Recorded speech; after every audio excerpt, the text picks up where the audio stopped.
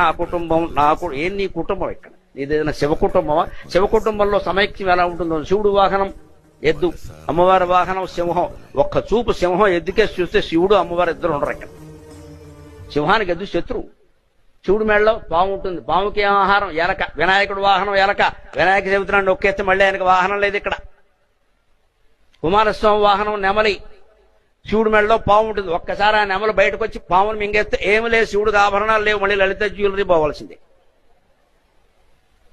ఇంత వైరం ఉందండి శివ కుటుంబంలో. ఒక వాహనానికి ఇంకో వాహనానికి పడదు. పరమశత్రువులందరూ కలిసి ఉన్నారు. ఎందుకు తెలుసా? భగవత్ సన్నిధిలో ఉన్నారు. కారణం అది, భగవత్ సన్నిధిలో ఉన్నారు. ఇంత సామరస్యం. పరస్పర శత్రువులు ఏ జంతువుకి ఇంకో దాంతో పడదు. అవన్నీ కలిసి కాపురం చేస్తున్నాయి ఇక్కడ. మనం ఇక్కడ పెళ్లి చేసుకుని మంత్రపూర్వకంగా 2 కోట్లు ఖర్చు పెట్టి పెళ్లి చేసుకున్నాం, 2 ఏళ్ళు కాపురం చేయలేకపోతున్నాయి ఇక్కడ. అప్పుడే డిఫరెన్స్ ఆఫ్ ఒపీనియన్ అని ముద్దాపురం తిప్పాం.